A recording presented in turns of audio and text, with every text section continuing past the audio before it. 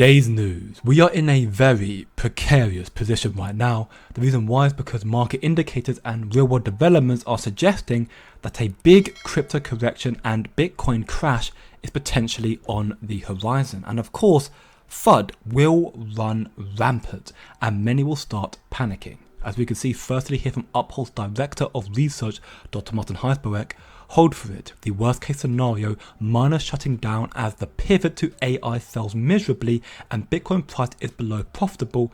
Expect more blood, as the potential there for Bitcoin to surge, to crash even from 60 down to $40,000, which would be dire news.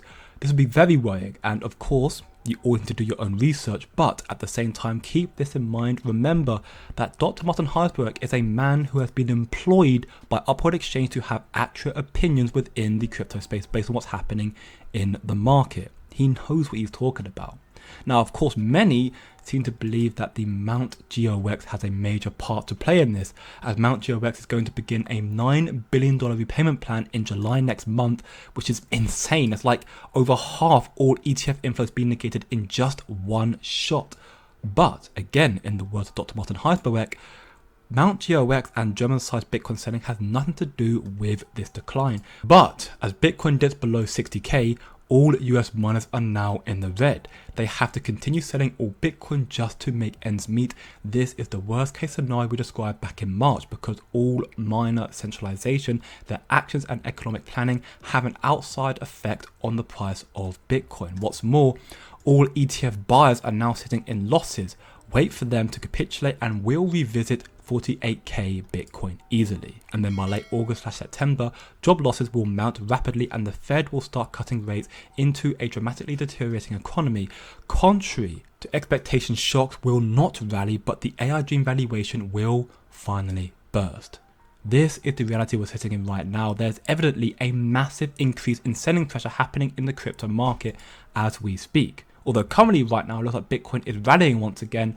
It's regained its 60k position and seems to be pushing to 62, 63k right now, up 2% on the daily time frame. But the market and real world indicators suggest that there is an increasing possibility of a crash incoming. The silver lining here though, because I'm not trying to spread FUD for any gain of my own, I'm just trying to keep you informed. So the silver lining here, in my opinion, is that the financial system is changing rapidly. It's being developed more, and with it, so are other real world developments. And therefore, assets like XRP are set to be in a better position than most. And one day, in my opinion, not financial advice of course, but one day I believe XRP will have the potential to flip Bitcoin. Ripple CTO David Schwartz states in this interview that if the cost of payments goes down to zero, the world is going to change. And keep in mind that transaction cost for using XRP is so cheap right now with Ripple and XRP.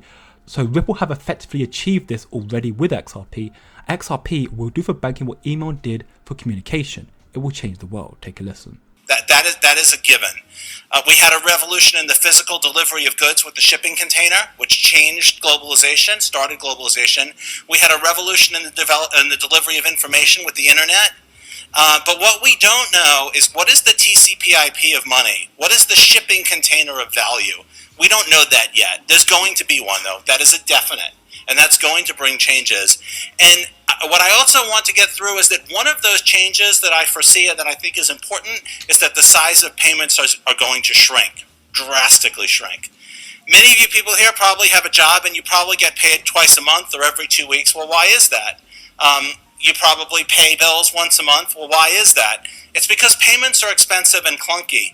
But if payments were cheap and simple, then those frequencies could go up. Money could be streamed at you while you're working. You could stream money to your landlord to pay for the place where you're staying. Now, I know those sound dumb, and I'll be blunt. Yeah, they are. And I'll tell you, like, if we were talking about email in the late 90s and you said to me, like, what are people going to use email for? I probably could not have given you the examples that is on everyone probably here, probably has a cell phone, probably has email on it, and probably has hundreds of messages that look nothing like postal mail or the messaging that existed in the late 90s. None of that could I have predicted. If you'd asked me if the internet had enough bandwidth in the year 2000, I would have said, yeah, it has plenty of bandwidth.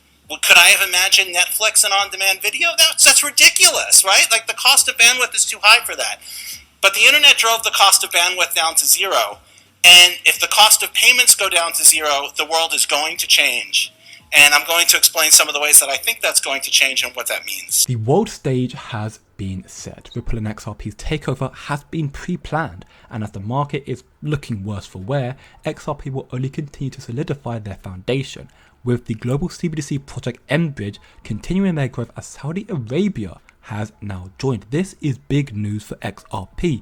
The reason why is simple. mBridge aims to negate the need for SWIFT. mGate will replace SWIFT, and the countries part of mBridge, they are in partnership with Ripple. So therefore mBridge is going to replace SWIFT, and therefore mBridge and Ripple are going to replace SWIFT. We can see you've got China, Thailand, Hong Kong, UAE, and now Saudi Arabia, and better still, most, if not all of these countries either are part of or will soon be part of the growing BRICS alliance.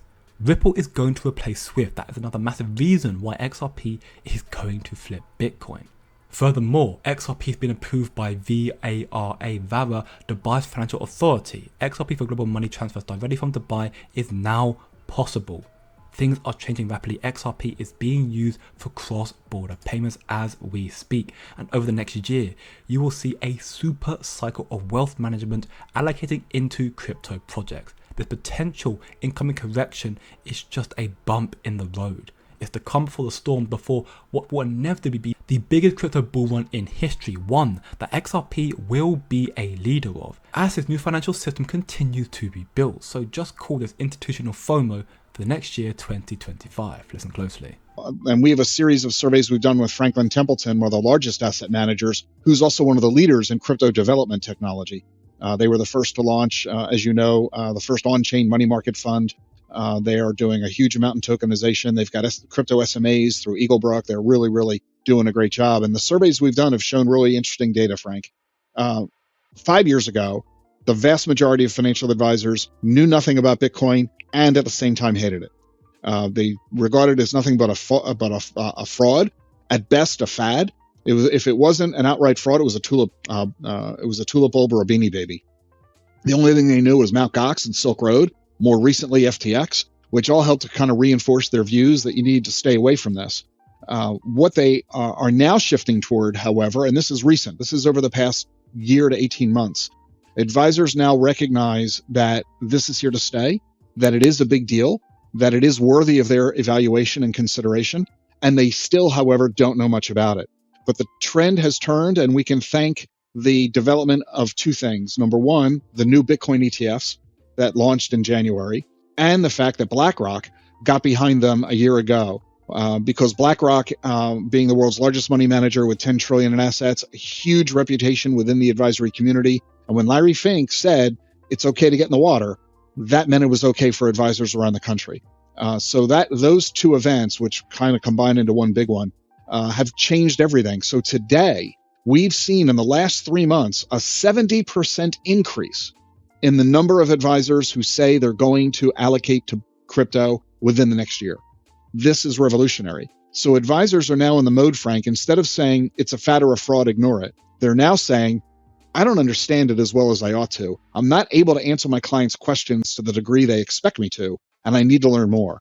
$15 trillion. $15 trillion is an absurd amount of money, and this money will be moved over to real-time settlement systems from now until 2030. 5 to 6 years of migration just tells us what is coming, and also just how early we are right now. Traditional ACH would be shut down, and this is just in Australia. So as you listen to this video, this interview, which is a very important interview, just envision what the crypto market will look like in a few years' time when the whole world is getting involved, way more than just $15 trillion. What were your real-time payment system? Andy, what's next for you in Australia? Well, so I'm at risk with Margaret here, but I've done this with Jane Larimer for Natcha, so I'm confident.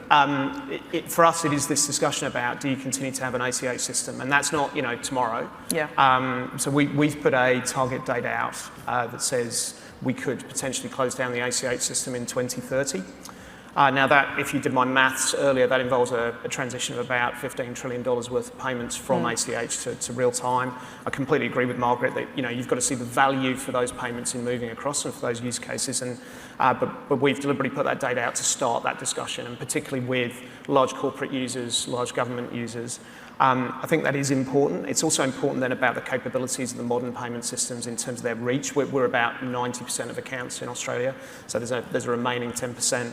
There's questions about capacity when you get to those volumes, resilience, ISO 20022 harmonisation becomes important because you've got the cross-border piece in there as well. And crucially, we think the risk to that timeline and the discussion that we want to have is around bulk payments. So things like payroll, large government payments, where the value isn't necessarily the real-time element. The value is the 24/7/365 or it's the data. But let's start having that discussion, because if you don't, the danger is banks are continuing to invest and where the cost of legacy infrastructure, you're not really adding to the productivity and growth of the economy. So I think it's about having that discussion and moving towards that now. It is for these reasons why XRP is in a prime position to take over the new monetary system, take over the crypto market, why their tech is regarded as high quality and is in high demand. The whole world wants XRP, wants Ripple's technology, and this is why in due time XRP will flip Bitcoin.